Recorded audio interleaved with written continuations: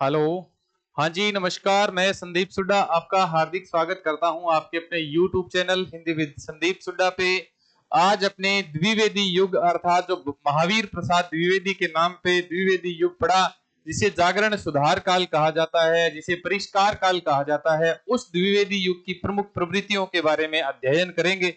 ये वीडियो आपके assistant professor के लिए, आपके स्कूल व्याख्याता के लिए, सेकंड ग्रेड के लिए, नेट जेआरएफ सेट के लिए, इसके अलावा पीएचडी एंट्रेंस के लिए, इसके अलावा देखें तो केवीएस, एनबीएस, पीजीटी एग्जाम के लिए, जो भी हिंदी साहित्य के इतिहास से संबंधित एग्जाम होते हैं पूरे भारतवर्ष में, उन सभी एग्जाम में ये जो प्रश्न है, ये प्रश्न आपके लिए बहुत ही महत्वपूर्ण होंगे। ये जो प्रवृत्तियां है ये आपके सीधी सीधी पेपर में पूछी जाएगी भी, ठीक है ना। तो अपने शुरू करते हैं। जितने भी साथी यूट्यूब पे जुड़ रहे हैं उनको बता दें कि अपने पढ़ाई संसार ऑनलाइन ऐप है, इसके माध्यम से भी आप वीडियो कंटेंट प्राप्त कर सकते हैं। तो आज अपने शुरू करते हैं द्विवेदी काल, जिसका दूसरा नाम है जागरण सुधार काल। क्या नाम है भाई? जागरण सुधार काल, जिसे क्या कहा जाता है? परिष्कृत काल या फिर परिष्कार काल। कौन सा परिष्कार होता है? गद्य और पद्य में खड़ी बोली हिंदी का परिमार्जन या परिष्करण, ठीक है। गद्य और पद्य में खड़ी बोली हिंदी का परिमार्जन या फिर परिष्करण। गद्य और पद्य दोनों में खड़ी बोली हिंदी आ गई थी कौन से काल में? तो द्विवेदी काल में। जागरण सुधार काल नाम से जाना जाता है इसे। इसे किस नाम से जाना जाता है? तो जागरण सुधार काल नाम से जाना जाता है। अब देखो, राष्ट्रीयता की अवधारणा तो भारतेंदु युग में ही शुरू हुई थी, लेकिन राष्ट्रीयता की नवीन अवधारणा हो गई थी। यहां राजभक्ति का बिल्कुल भी उल्लेख नहीं मिलता भाई, ठीक है। यहां राजभक्ति का बिल्कुल भी उल्लेख नहीं मिलता। राष्ट्रीयता की नवीन अवधारणा विकसित हुई यहां। भारत भारती जैसी रचनाएं लिखी गई मैथिली शरण गुप्त के द्वारा, और इसी रचना के कारण मैथिली शरण गुप्त को महात्मा गांधी ने राष्ट्र कवि की उपाधि से सम्मानित किया। राष्ट्र कवि की उपाधि से सम्मानित किया। इतिवृत्तात्मकता इसके काव्य में मुख्य विशेषता है भैया। ये विशेषता आपके पेपर में पक्की पूछी जा सकती है। इतिवृत्तात्मकता द्विवेदी युग की सबसे बड़ी विशेषता है। आचार्य रामचंद्र शुक्ल भी इस बात को मानते हैं। अब अगली जो महत्वपूर्ण बात है, उपेक्षित नारी पात्रों को साहित्य में स्थान मिला। अब तक उपेक्षित नारी पात्रों को साहित्य में स्थान नहीं था। कहने का मतलब है, जैसे साकेत में लक्ष्मण की पत्नी उर्मिला का, यशोधरा में महात्मा गौतम बुद्ध की पत्नी यशोधरा का, विष्णुप्रिया में महाप्रभु चैतन्य की पत्नी विष्णुप्रिया का जब उल्लेख मिलता है, उन जो नारी पात्रों को साहित्य में स्थान दिया था, वो साहित्य में स्थान द्विवेदी युग में दिया था। महावीर प्रसाद द्विवेदी ने सरस्वती पत्रिका में एक लेख लिखा था, उमरी कवियों की उर्मिला विषयक उदासीनता।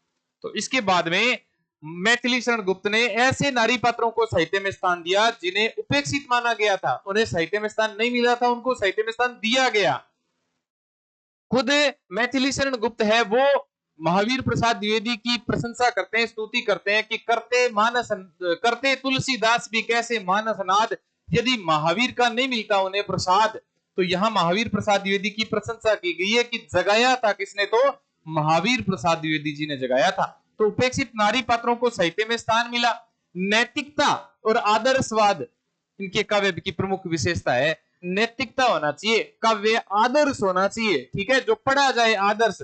इससे काल में श्रृंगार का विरोध किया गया, खासकर सरस्वती पत्रिका में।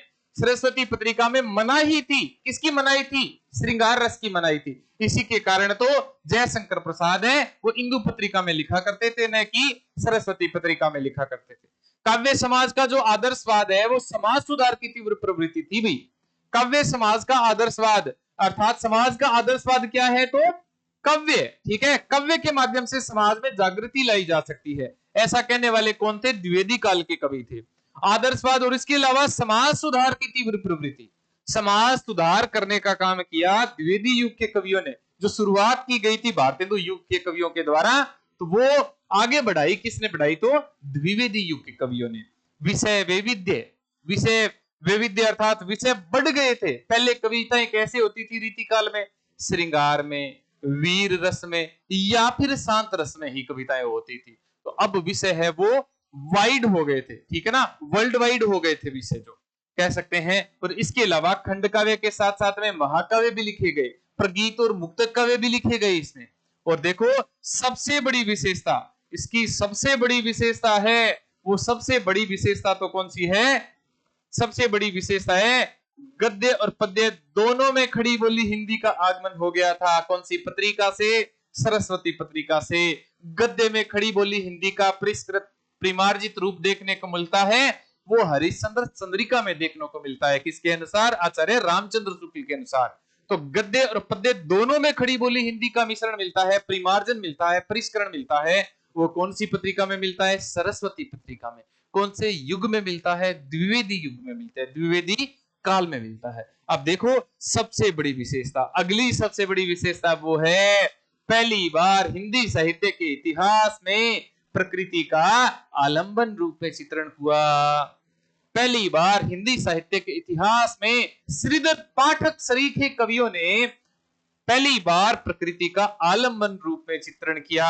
उससे पहले प्रकृति का रूप तो चित्रित होता था, लेकिन वो किस रूप में चित्रित होता था? तो वो उद्दीपन रूप में चित्रित होता था। वो अपने पढ़ते हैं सूफी काव्य, वो पढ़ते हैं अपने, देखा जाए तो कृष्ण काव्य, वो अपने पढ़ते हैं तो रीति काल का काव्य, वो अपने पढ़ते हैं तो रीति मुक्त कवियों का काव्य भी पढ़ते हैं, रीतिबद्ध कवियों का पढ़ते हैं, लेकिन उनमें प्रकृति का उद्दीपन रूप में चित्रण मिलता है।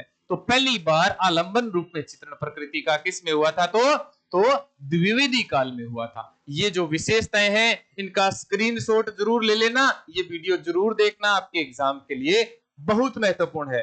अगले वीडियो में आपको मैं छायावाद काल की विशेषताओं के बारे में पढ़ाऊंगा। मिलते हैं अगले वीडियो में। धन्यवाद।